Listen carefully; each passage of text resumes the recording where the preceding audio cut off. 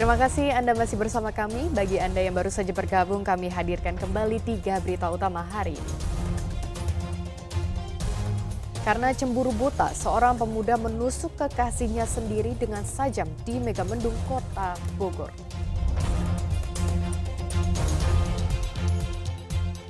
Uang ratusan juta rupiah milik SPBU yang hendak disetorkan dirampok di Kota Sukabumi. Pelaku pecahkan kaca mobil. Polisi tangkap 13 orang yang terlibat judi sabung ayam di Purwakarta.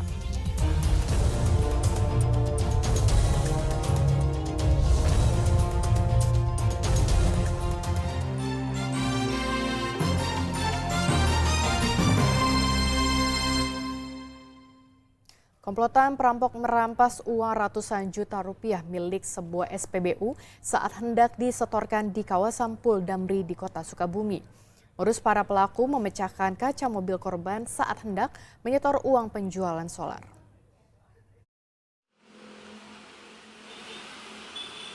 Tim Inafis Kepolisian Resor Sukabumi dan Polsek Gunung Puyuh melakukan olah TKP dan identifikasi terhadap korban perampokan di Pul Damri di Jalan Kiai Haji Ahmad Sanusi, Kota Sukabumi.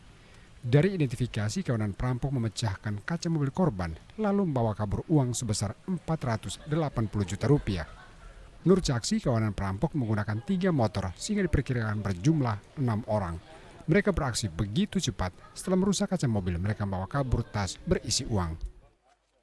Di sana dikira Abah mau nanyain ke bandara.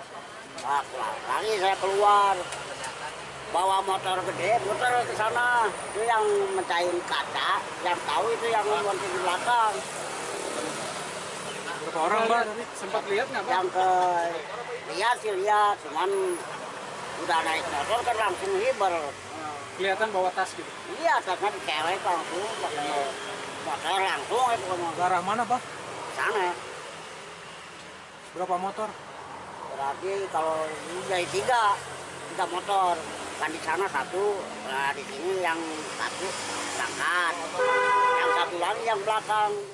Korban bernama Cecep Gunawan menuturkan uang itu merupakan milik SPBU dan hendak disetorkan ke kantor pusat. Selama dalam perjalanan, mobil korban sempat pecah ban sehingga minta pengawas SPBU untuk mendampingi. Namun dalam perjalanan saat menagih uang BBM ke Pul Damri, uang korban dibawa kabur perampok saat dirinya sedang menagih uang BBM kepada pihak Damri.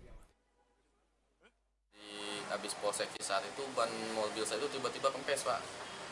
Cuma saya nggak berani turun, saya ke samping kan, ke pinggir, saya telepon pengawas, saya minta didampingi mau nambal ban, saya nggak berani turun karena saya bawa uang kan, Pak, banyak. Nah setelah pengawas datang, saya suruh nyari tembal ban yang paling dekat itu kan, Pak, dari lokasi. Saya kira-kira di Rambai waktu itu, Pak, saya berhenti. Ada di depan sebelum jembatan, Pak, Cigunung itu, Pak. Saya nambal di situ. Ada bekasnya itu, pakunya emang agak mencurigakan sih, orang pakunya itu tajam kan, Pak. Setelah ditambal saya jalan lagi, Pak, pengawas pulang ke pom bensin, saya jalan lagi ke Sudirman ke sini. Sebelum ke bank itu saya nagih dulu ke Damri ke sini, Pak, karena sorenya itu Damri ngisi di kami gitu kan, Pak, nagih. Bayarnya suka pagi-pagi sekalian setor kan. Nah pas saya masuk ke dalam kantornya, Pak, baru nyampe saya nagih lagi ngitung uang, ternyata di luar ada yang teriak, Pak, maling. Saya kira malingnya maling siapa gitu kan, nggak ngerti saya juga. Pas saya keluar ternyata mobil saya yang kemalingan. Di dalam itu berapa uang? 490-an lebih, Pak. 490. Iya, uang setor semua itu, Pak. Posisi itu di dalam tas uangnya atau seperti apa, Kang? Iya, di tas. Para pelaku kabur ke arah Kota Sukabumi. Polisi masih meminta keterangan saksi, termasuk bekas sidik jari pelaku di mobil korban untuk mengungkap identitas perampok. Asep Didi melaporkan dari Kota Sukabumi. Polisi gerebek arena judi sabung ayam di Kecamatan Bojong, Purwakarta.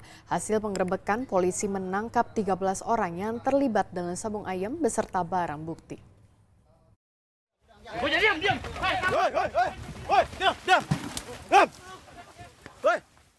Begitu tahu polisi datang, warga yang berada di arena judi sabung ayam kocar-kacir. Mereka kabur agar tidak ditangkap. Diam.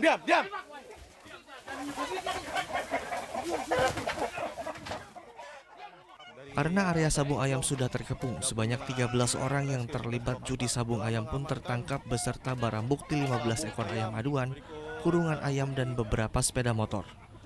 Penggerebekan area judi sabung ayam di Desa Pangkalan, Kecamatan Bojong, Purwakarta ini berkat adanya laporan dari masyarakat. Hingga Senin sore, para pelaku yang tertangkap masih diperiksa di Mapolres Purwakarta.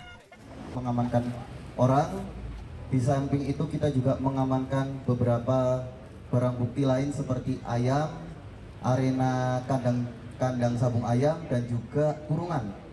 Saat ini sedang kita dalami terkait peran-peran maupun peranan dari tiap pelaku yang telah diamankan. Polisi masih mendalami peran masing-masing warga yang tertangkap. Jika memenuhi unsur pidana, mereka akan dijerat pasal 303 KUH Pidana dengan ancaman penjara paling lama 10 tahun. Zainal Arifin melaporkan dari Purwakarta. Belasan siswa yang menjadi korban keracunan makanan nasi kotak di Pangandaran masih dirawat di sejumlah fasilitas kesehatan. Kondisi mereka terus membaik sehingga diperbolehkan pulang dalam waktu dekat. Sebanyak 19 siswa korban keracunan makanan nasi kotak masih dirawat di sejumlah puskesmas dan klinik kesehatan di Pangandaran. Dari 79 siswa, mayoritas korban sudah diperbolehkan pulang. Kondisi para siswa yang masih dirawat juga terus membaik. Mereka tengah menjalani proses pemulihan sehingga akan diperbolehkan pulang ke rumah dalam waktu dekat. Jadi hasil hari ini terakhir ya, beberapa siswa yang dirawat masih tinggal 19 lagi ya, dan di Puskesmas Pangandaran ini tinggal tersisa 5. Tadi saya mencek langsung, kondisinya sudah jauh lebih baik ketimbang saya waktu melihat di hari Jumat dan Sabtu. Jadi insya Allah besok mudah-mudahan bisa pulang ya dalam keadaan sehat dan sudah pulih ya secara medis begitu. Secara keseluruhan kondisinya sudah bagus, hanya kami tinggal menuntaskan pemberian terapi yang sudah direncanakan. Lihat kondisi besok pagi, jikalau kondisi memang besok pagi sudah memungkinkan, sudah sehat secara maksimal, maka akan bisa kami lakukan pengobatan di rumah. Mungkin masih ada keluhan-keluhan? Untuk saat ini demam sudah tidak ada, hanya tinggal lemas sedikit, pemulihan. Sebelumnya puluhan siswa mengalami keracunan makanan nasi kotak yang disediakan pihak sekolah pada hari Jumat pekan lalu. Sementara hasil sampel makanan hingga saat ini masih dilakukan uji laboratorium untuk mengetahui penyebab para siswa keracunan. Eko Setiabudi melaporkan dari Pangandaran. Badan Pemeriksa Keuangan mengaudit anggaran RSUD R. Syamsuddin, Kota Sukabumi. Hasilnya ditemukan kelebihan anggaran sebesar 9,1 miliar rupiah. Temuan hasil audit itu merupakan anggaran tahun 2023 yang diperiksa pada tahun 2024. PLT Direktur RSUD R. Syamsuddin, Yanyan Rusyandi, menjelaskan secara rinci terkait kelebihan anggaran senilai 9,1 miliar rupiah. Salah satunya ada kelebihan pembayaran upah tunjangan jabatan bagi ASN di RSUD. Setidaknya ada 581 karyawan yang mengalami pembayaran ganda. BPK pun mewajibkan pengembalian dana dan pembayaran ganda tersebut dan dimasukkan ke kas BULD. Hingga 11 Juli 2024, pihak RSUD sudah menerima pengembalian dana sekitar 294 juta rupiah. Bahwa untuk Rumah Sakit Syamsuddin saat ini hasil pemeriksaan BPK di laporan hasil pemeriksaan itu ada temuan. Temuannya itu adalah sekitar sebesar 9,1 miliar. Untuk proses pengembalian, karena disuruh memproses pengembalian, itu sudah ditempuh. Yang pertama adalah kami lakukan sosialisasi. Setelah lakukan sosialisasi, yang kedua membuat instruksi, ya instruksi pengembalian. Si ini mengembalikan segini, si ini mengembalikan segini. Yang ketiga, kami sudah meminta surat pernyataan kepada mereka atau yang disebutkan SKTJM, surat keterangan tanggung jawab mutlak, mengembalikannya mau bagaimana, nah mau berapa kali dalam waktu berapa, itu diserahkan kepada masing-masing sesuai dengan surat tagihan yang kami berikan.